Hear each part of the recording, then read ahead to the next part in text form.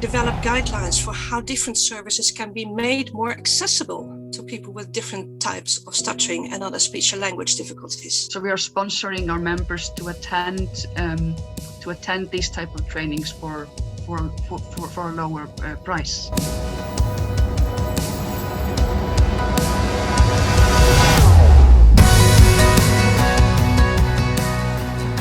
Right, as we have a very tight time frame with only 20 minutes, and my stutter is quite obvious today. I will try to start.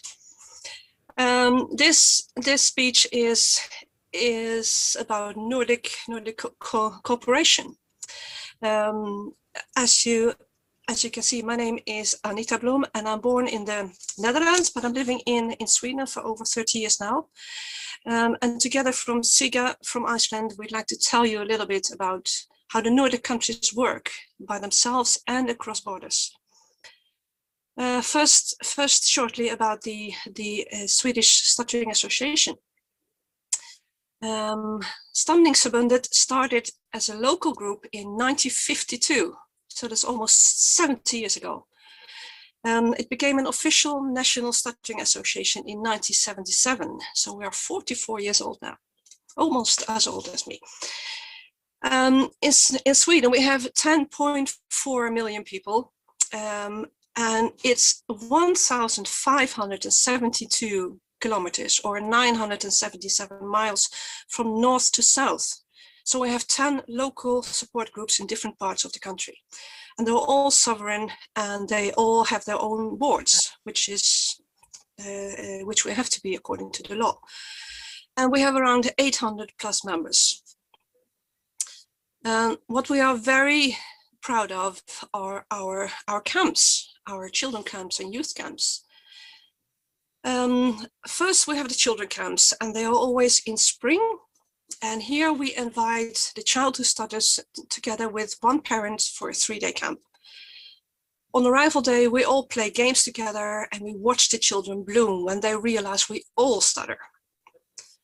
The second and the third day, the leaders take the children and play. We go to the zoo, we pet snakes, we pet sharks, we're all doing all this crazy stuff, while the parents are with two speech therapists, where they learn about stuttering, about their rights, about the rights of their children, and they share their thoughts and experience, which makes them also bloom, because they realize they are not alone with their guilt and their shame and their expectations. I will talk more about this in my SCA talk later on today. Then we have the family camp, and that's in late summer. It started as families wanted to see each other again, and here we invite the whole family. So we invite both parents. They can bring their siblings, their grandparents, the dog, the turtle, whatever. They can all come. And during 4 days, we play and we swim and we talk. And we are going on boat trips. We're going to the biggest ice cream parlor with several hundred flavors of ice cream. And we follow up with the parents, how are things going on. And it coincides with the medieval festival, one of the biggest in Europe. So it's great fun to be there. Youth camp is also in late summer, and that's during 1 week. Teens and young adults meet, play games, they swim and dance, but they also learn more about stuttering, therapy, and themselves. They share stories and challenge each other and become friends for life. And the leaders are all people who stutter and therapists, but the focus is not on therapy, but on self-acceptance and self-worth. Another thing that we work on very hard is the involvement on national disability level. So the people who stutter are being heard, both within the disability movement, but also on political level. And right now, we have a representative on the advisory committee of the National Agency for Education and the National Agency for Special Needs and Special Education, which are two very important positions that we have been aiming for years. Something else that we do across borders, and which we loved most of all. That's the Nordic seminars. When I talk about Nordic, I have to explain something. Scandinavia, that's Norway, Sweden, and Denmark.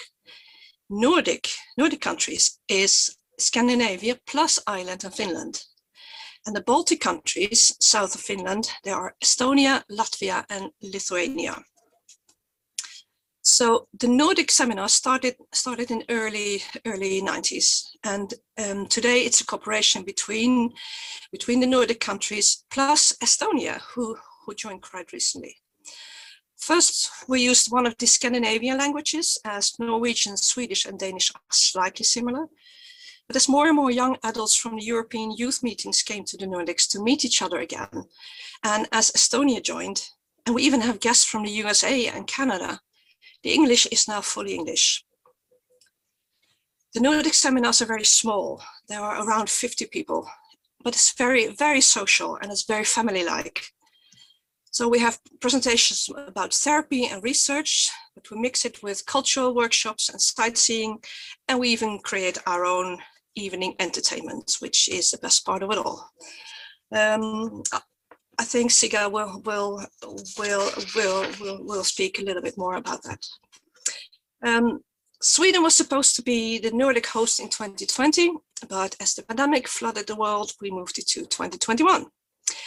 And as it's still hard to plan traveling during the COVID-19, we decided to have a digital one, like a light version, all in one day. So you will be able to learn about the latest brain research from Dr. Per Alm, who you will hear later today.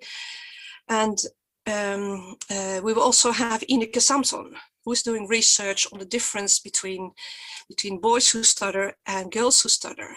And you'll learn there are considerable differences.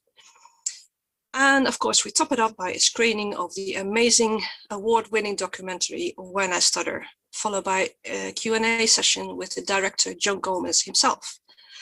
More on the conference is on stamning.se/Nordic 2021. We have more international projects where we learn from each other. Like we have applied for a 3-year project to investigate communication services that require speech, such as speech-controlled answering machines. And in Sweden, that's very common when calling authorities and even emergency calls to the police. But also to identify the difficulties experienced by people who stutter, but also people with language and voice disorders, foreigners, and similar. Hello? And we develop guidelines for how different services can be made. Excuse me, I have to switch the sound of my voice. Oh, there we go. And we also like to develop guidelines for how different services can be made more accessible to people with different types of stuttering and other speech and language difficulties. And now we're waiting to hear if the project is accepted. And after that, the same project will be used in Iceland. And we also hope that we can have it as a huge European project, which would be mind-blowing. Iceland started a project in 2016 where people who stutter are photographed in their stuttering moment. And they were like full size, and they were in an exhibition. One Swedish photographer found this such an amazing project. He copied the idea, and 10 Swedes, including myself, were caught on camera in their stuttering moment in their block, followed by an exhibition on the ISAD. So we learned from Iceland, and Iceland learned from us. And also, we shared our ideas and experiences of our children and then our youth camp within the Norwegian Stuttering Association, who started up their annual family camp. And the first 2 years, we assisted as camp leaders, entertaining the children. And also the Netherlands are interested in the Swedish model. And after the pandemic, they hope to start up camps for children and youth who stutter. Sweden was also the proud host for the World Congress for People Who Stutter in 1995, during which the ISA was officially founded. as well as European youth meetings. And we also have European youth camps, where Sweden is one of the participating countries of these 1 week European youth camps for young adults who stutter. And that's where I met Sigga. So here you go. Yes, I'm sorry, I had some technical issues. I think it always happens when you have something online. My name is Sigríður, and you can also call me Sigga, and I'm from Iceland. I am the chair of Malbjörg, the Icelandic Association, and yeah, because Anita has been talking about the Nordic seminars as well. We actually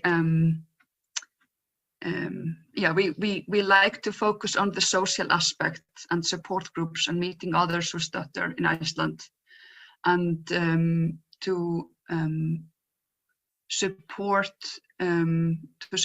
our members to go to the Nordic meetings. And really believe that it's important to build this family and to really learn about what's happening in the countries around us. And yeah, in 2018, our Nordic family actually grew.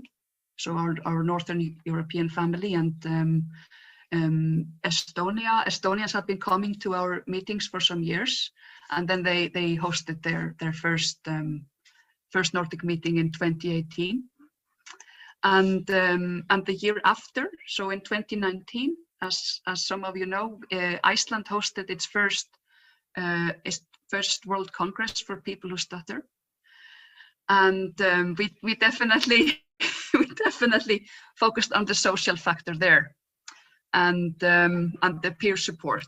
So we really believed that we could sort of bring the Nordic conference element to the World Congress. It was kind of small, and it was kind of in a remote location, and yeah, we definitely focused on social activities and support groups.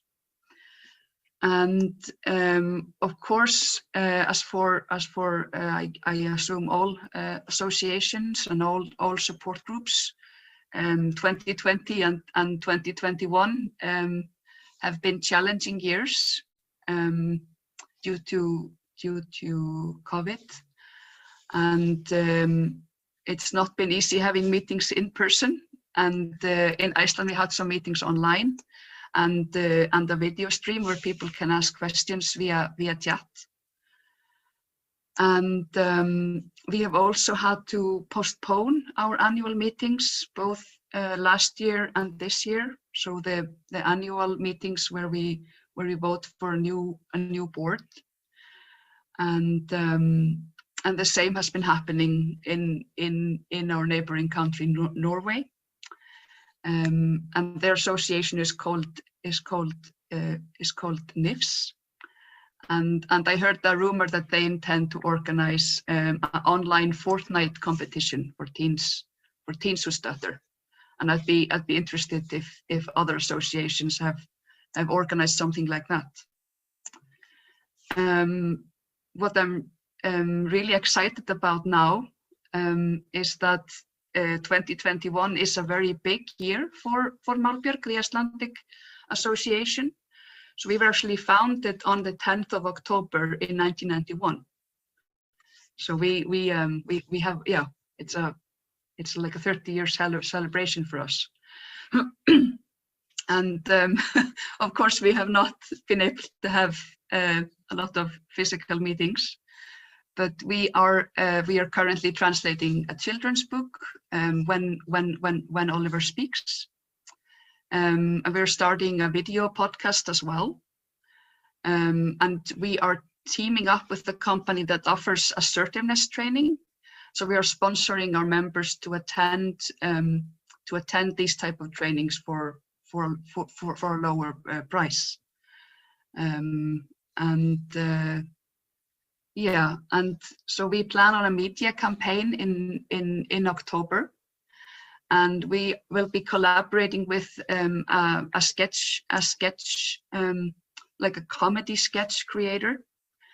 And the goal is to fight prejudice and educate the public about stuttering. And actually, I would love if we can have, I would love to have some input from you guys about what things you believe are really important for people who don't stutter to understand, that we could sort of explain in a funny way. Yes, I think I don't have anything else. Should we just go to questions or comments, Anita? Yeah, sure, absolutely. If there are some.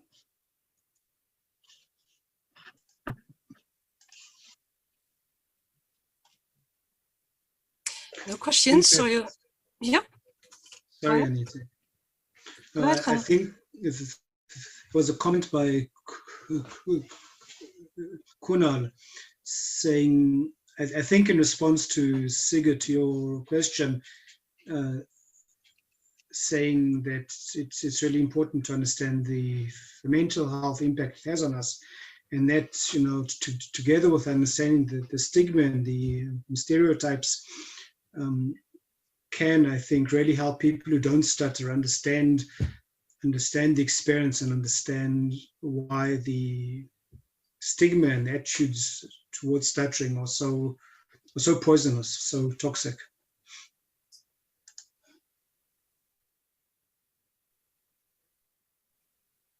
Sigga, we can't hear you.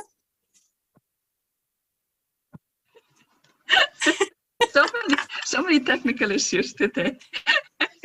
So did I understand you correctly that the stigma affects the mental health? Yeah, like my point was, yeah, just educating the public on how, like the mental health impact the stuttering has on the person who stutters because of the stigma, stereotypes, not wanting to accept it, kind of all of those aspects. Mm-hmm. Yeah, to fit in a way.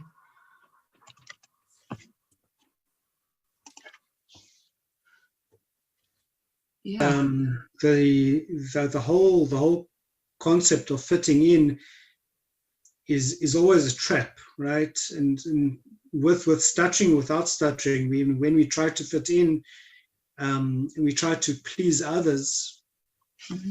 we make life harder for us. We try to be who we're not, and especially, well, I don't know especially, but from my experience with stuttering, when trying to fit in, we're trying to not stutter, trying to hide our stutter, is when we create much more of a much more suffering for ourselves. So we don't need to fit in. We need to let go of fitting in, and we need to embrace difference.